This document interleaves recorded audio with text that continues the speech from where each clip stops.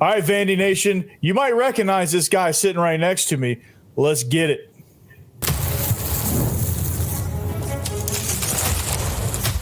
You are Locked On Vandy, your daily podcast on the Vanderbilt Commodores, part of the Locked On Podcast Network, your team every day. Yo, what's good? Welcome into the Locked On Vandy podcast on the Locked On Podcast Network. I'm your host, Corey Burton. Thanks for making Locked On Vandy your first listen each and every day. We're free and available wherever you get your podcast and on YouTube as a part of the Locked On Podcast Network, your team every day. So today's episode is brought to you by FanDuel. Right now, new customers can get $200 in bonus bets when your first $5 bet wins.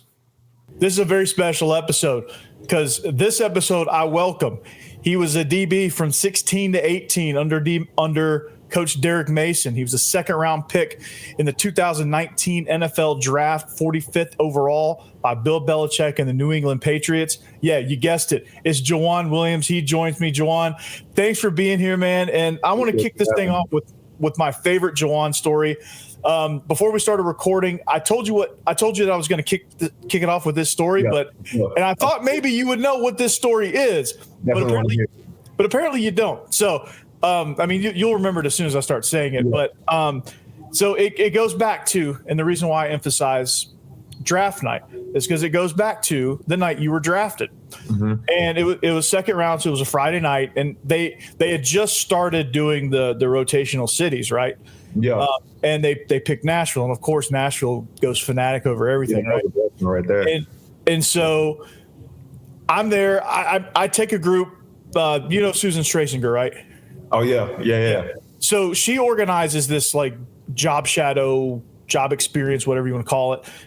And she asked me if I want to tag along because I was teaching AV production at the time. I teach digital art design now at James Lawson, but I had a group of students there, and we're there, we're doing our thing, we're getting shots from around the draft, and guys would get picked, and we'd go in the press conference area, we'd film it, and it was just kind of back and forth, and next thing you know, my man Joejuan gets picked by the Patriots, and I'm like, oh, that's my guy, it's Joejuan, and my kids are like, oh, you know him? Oh, that's cool, and so I'm like, all right, he's gonna come in this press conference room. I'm gonna see, I'm gonna see if I'm gonna go in there. I'm gonna see if he sees me or whatever. I'm gonna go up and I'm gonna go up and congratulate you, and just say what's up. And then all of a sudden, you're like, hey, that's my coach over there, Corey Burton.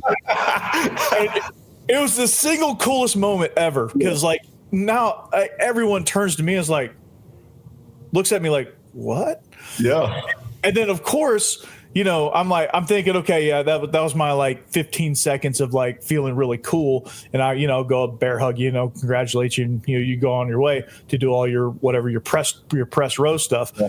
And then all of a sudden, all these reporters start swarming around me and they start asking me questions. And for 15 minutes, I'm getting interviewed. Yeah, you into it too. I'm like, holy cow, this is awesome. And my kids thought that was the coolest thing. They talked about it for a month after that. Yeah. Oh, did you see Coach Burt? They got shots of it, and it was on our highlight reel for our NFL draft. If you still got any of that, send me that. Because so that day for me was it was a long day. It was such a blur, and at the same time, it was so memorable just walking out on Broadway and seeing a crowd of hundreds of thousands of people just filled up Broadway and hearing my name called and hugging Roger Goodell in front of everybody in Nashville, in my hometown, and where I'm from and where I stayed at for college. It was such a blessing, man. So everything that happened afterwards, it was such a blur. It was just we get the hat, we come back, we do and there's so many interviews. I'm with SiriusXM, I'm with all these people.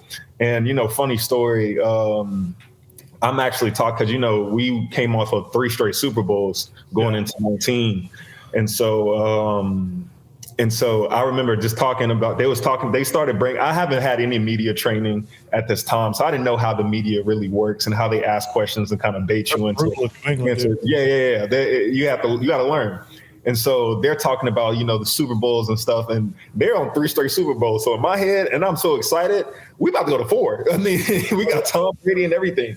So I'm already talking I just can't wait to help and come in, contribute, and hopefully we get to another Super Bowl. And I'm talking about Super Bowls now. And I just get a tap on the shoulder from one of the Patriots assistants.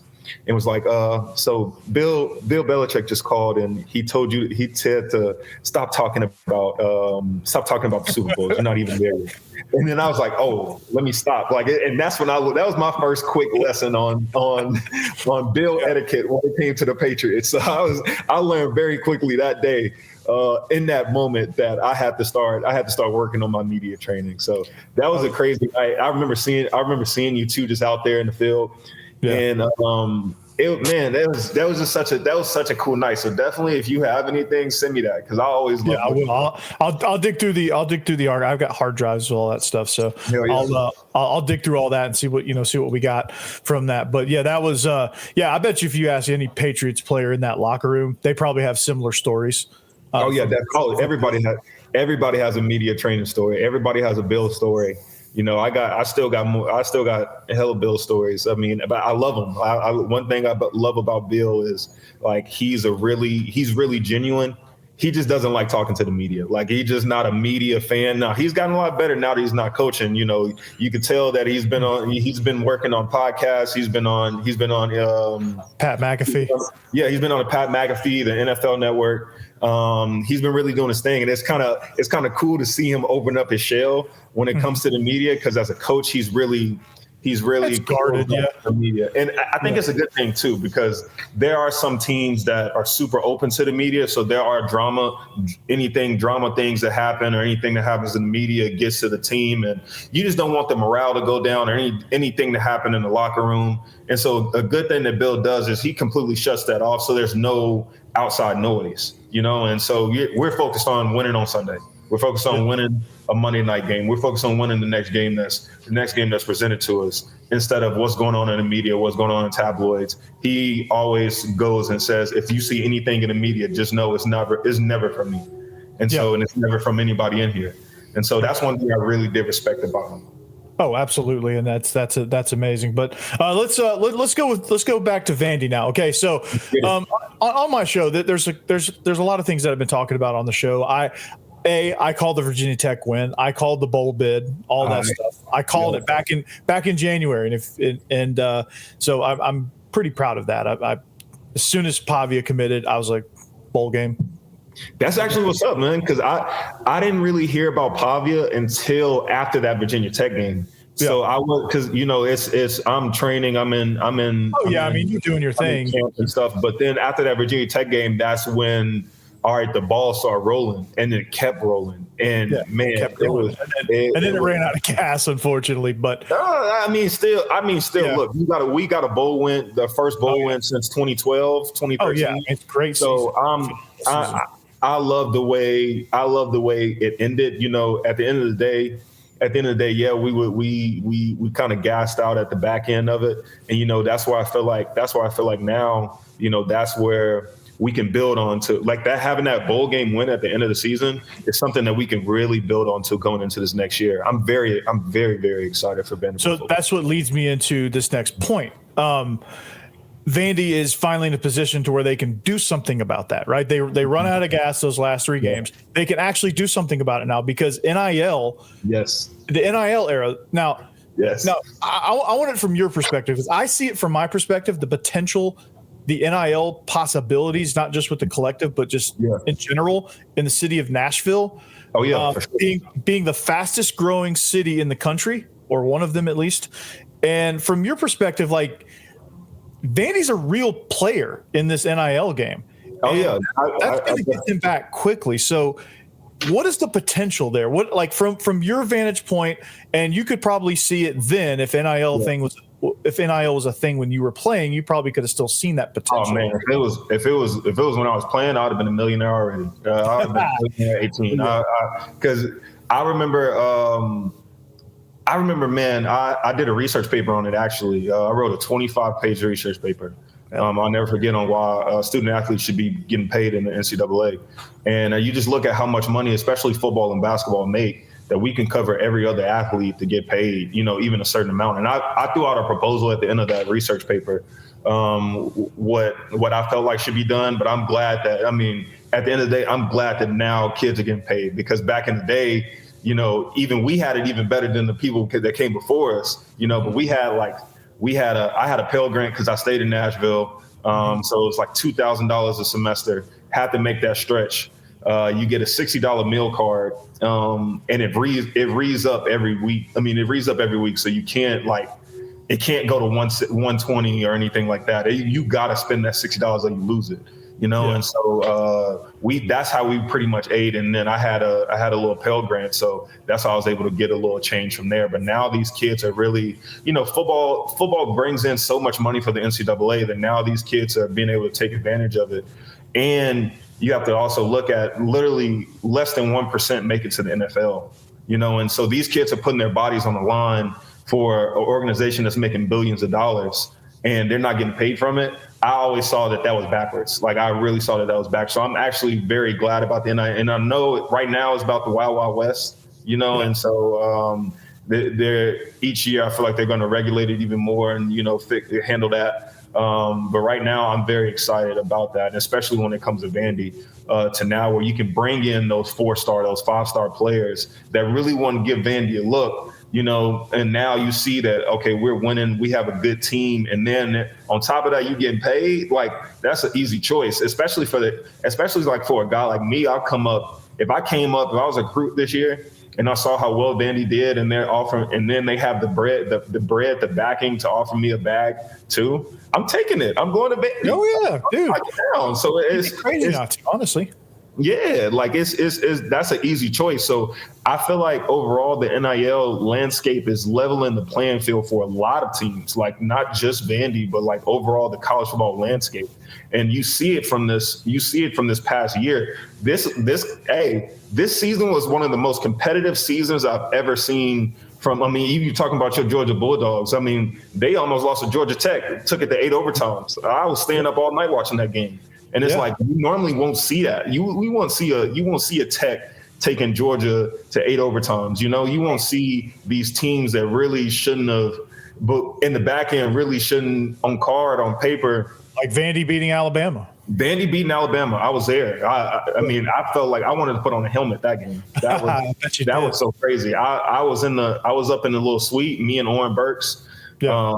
We was up in the suite watching the game, and then by the fourth quarter, me and Oren Burks ran to the field. Like, we skipped past security, ran to the field. Was on the field, on the sideline with them. I wanted to go make a play. Like, I was there really. I was biting my nails for it, man. But that was a crazy game, and I love that for them. And that's where you see like how. And then we went on a little roll after that, beating Kentucky the next week. And then getting a couple 5-2 through the middle six, or 5-1? Yeah, 5-2 in the middle six. I was very excited, about that win, because I know it gives them the confidence that they can win those games, and it is, sometimes that I noticed that, from even before Pavia and Clark Lea and stuff, like Vandy would play down to the level of their team, just like the Georgia State loss they had last year. Yeah. That was an abomination, honestly. Yeah, and that was kind of sad. That was kind of hard to watch, And so even that loss, but then turning around and beating Bama, that's where it's like, okay, we have to get to a point where we're showing the consistency that we're beating the teams we're supposed to beat, and then we're beating those SEC in division rivals as well. And that's how we get over that hump, instead of losing to a cupcake team here, beating a team that we on paper wasn't supposed to beat, and showing, and that's like that inconsistency of where now I feel like we're just getting to a point where we can consistently win those games. Like, hey, we got this on the schedule. We know we're going to win this. Like, and that's where I feel like the next step for Vandy really is. All right. Well, here in just a second, don't go anywhere. I want to talk to you about my recruiting theory. It was inspired by a documentary and you. So hold that thought. Get the supplies you need from the site made for skilled trades, Supply House. Whether you're into plumbing, HVAC, or electrical work, Supply House is a reliable way to order products online. Their easy-to-use website is packed with helpful resources and the latest product info to help you get the job done right. Plus, with the complete inventory of over 200,000 parts from 400-plus top brands, you'll find exactly what you need delivered fast from coast to coast. Need help with an order? Supply House offers expert support and industry-leading service, so you'll always talk to a real person. And for trade pros looking for an extra edge, their free Trade Master program offers exclusive perks like dedicated phone line, free shipping, and discounts on every order. Thousands of skilled professionals are already taking advantage. Now it's your turn. So join the Trade Master program today at supplyhouse.com/TM and start ordering plumbing, HVAC, and electrical supplies with just a few clicks. Use the promo code SH5 for 5% off your first order. That's supplyhouse.com. Your home should reflect your style, and with Wayfair, it's easier than ever to make that happen. Whether you're into looking for a simple refresh or tackling a big home project, Wayfair has everything you need in one place. Wayfair's huge selection makes it easy to find the perfect piece no matter your space or your budget. From cozy furniture and stylish decor to kitchen essentials to outdoor must-haves, Wayfair has it all at prices that fit your budget.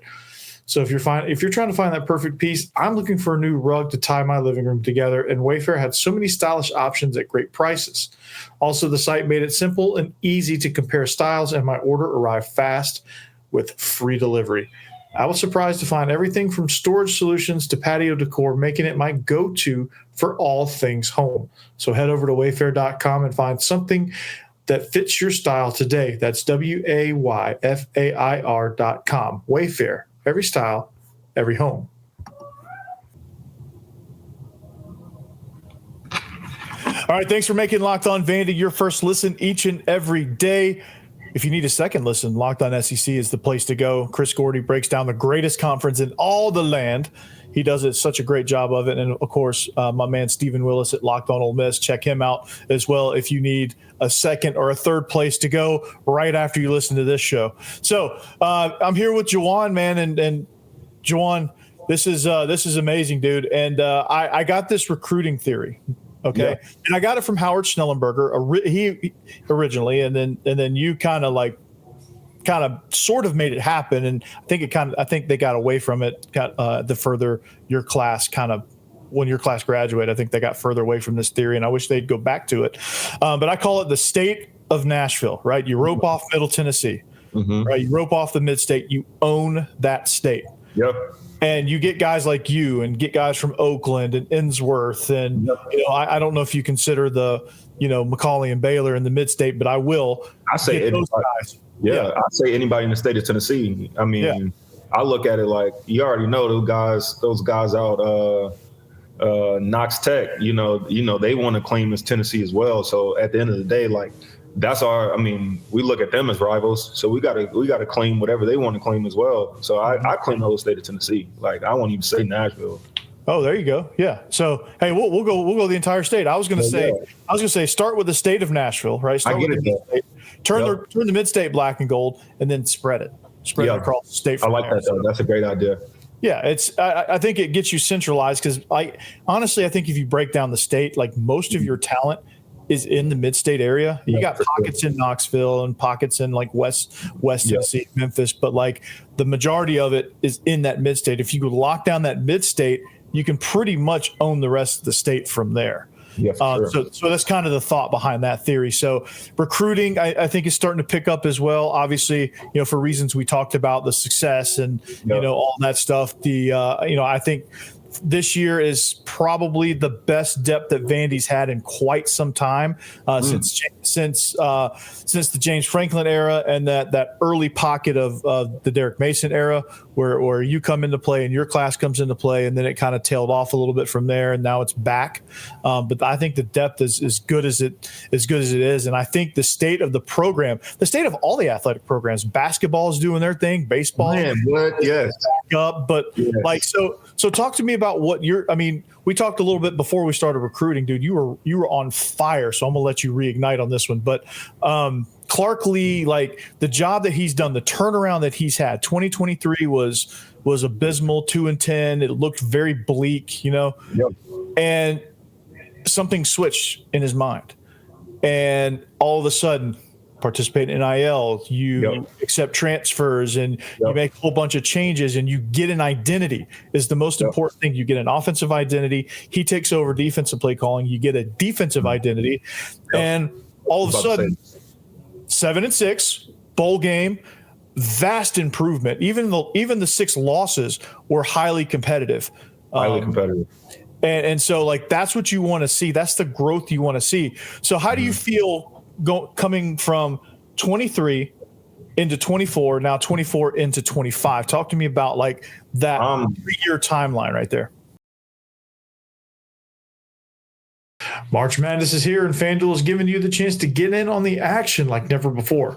Right now, new customers can get $200 in bonus bets when your first $5 bet wins. That's $200 extra bucks to use on everything from buzzer beaters to Cinderella stories and even who's cutting down the nets.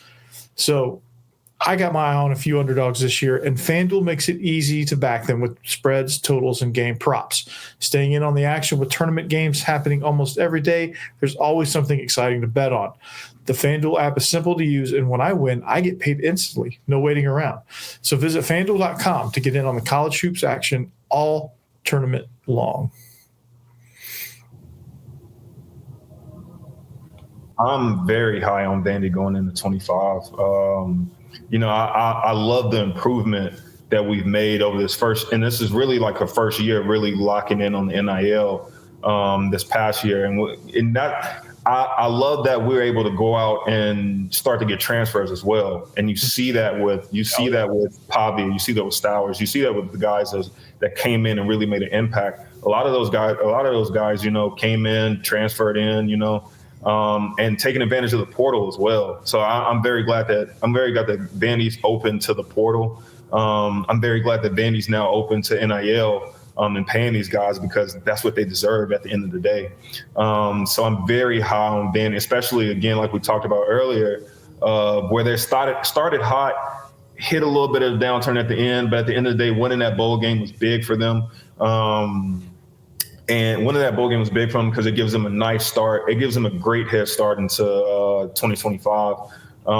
So I see Vandy trending up. Again, you talked about Clark Lea taking over the defense and how much that impact. Their defense was on fire this year. I love the defense. I love the way they flew around the ball, created turnovers, creating plays when they need it in the biggest games. You look at that Bama game. They had multiple turnovers, and that sealed the game, and that was able to give the ball back to the offense. And the offense from there with Diego Pavia, they managed the clock so well that's how we got those big time wins. And Pavia just makes magic. He reminds me of another form of Johnny Manziel at the end of the day. Yeah. I know he's going to probably say he himself, and I really do respect that. So Diego football is what I call it. Yeah, Diego football. I love it. Hey, I love his confidence too, man. I remember in the bowl game, they had him mic'd up before the game started, and he's just talking to himself, hyping himself up, hyping his team up, really showing the leader that he is, And it is the confidence and the swagger that he has. I can't help but resonate with it because that was the same way that I played. I literally every game that I played in, I believed that we could win. Every game. Even as a sophomore at Father Ryan, you were that way. Yeah. Look, that's just always been me. I love the game of ball, man, and so I can tell from a person that loves the game of ball, he loves the game of ball, and so I just love where they're going. I love their team. I'm very excited about what they got coming in. I was going to ask you, how did you feel about their recruiting class? I didn't hear too much about that. I know you said they got great depth now. Who are you excited about the most? I'm excited. They have some really good receivers. There's a guy, LeBron Hill, he's a 6'5" guy. I think that's their biggest area of improvement coming into the year. They need to – now the passing game, it was what it was. Yeah. And I think – part of the reason why the team, I would say fizzled out. That's not really the right word, but ran out of gas because you can only run so much. You have to have some semblance of a pass game. Yeah, and they turned into a passing league. Yeah, and they lost that a little bit. And I think in order to regain that, someone's going to have to step up. Now they've got weapons, they've got pieces, and it's just a matter of who's going to do that. And I'm excited on offense. for LeBron Hill. I'm excited for Gabe Fields coming in at running back. Defensively, Carson Lawrence. I'm really excited for him. I'm excited for this core of linebackers that they signed. I think those guys are going to be a special group. I mean, everyone's going to contribute. Now, the defense is returning 9 starters, so I don't know how much these freshmen are going to contribute this year or how much they're going to have to. I don't think they will. Yeah. I don't think they'll have to contribute. They'll contribute some because they're good, but I don't think they'll have to. They won't lean on them as much because they have that depth. Yeah, and that's great. I mean, just hearing non-starters coming back on the defense, that's big time. You know, I mean, I was so excited for when Pavia's appeal with the NCAA went through, and so he got an extra year. And when I heard about that, that was so huge. That was huge for Vandy. So I'm very excited. That just made me even more excited about their future this year. I'm very high on Vandy. To answer your question, to sum it up, man, I'm very high on Vandy going into this year. Yeah, I am too. And if you go back through my show logs, I've been high on Vandy since I started this show. Did you see they brought in Bob Shoot? Yeah, I did. I saw that. I was excited about that. I know that's he was your defensive coordinator, right? Yeah, so he wasn't our defense coordinator. He was recruiting me out of. Actually, I mean, because I hung out with his sons. We went to the same high school. So I talked to him. I talked to him a lot in the recruiting process. Even when he went to Penn State, he was recruiting me from there. And so, what, Penn State? Yeah. I mean, I took my official visit to Penn. I took 4 officials. So I went to North Carolina for my first, Penn State for my second, Vandy for my third, and LSU for my fourth. And I mean, it was always between. I was actually, my recruiting story. I don't know if you want to hear it or not. Let's hear it. All right, make sure you stick around for part 2 with Joejuan. It's story time. We talk about how he got fined and many, many more things with Joejuan Williams. You don't want to miss this. Stay tuned for part 2 on the next episode of the Locked On Vandy podcast on the Locked On Podcast Network. Anchor down. See you.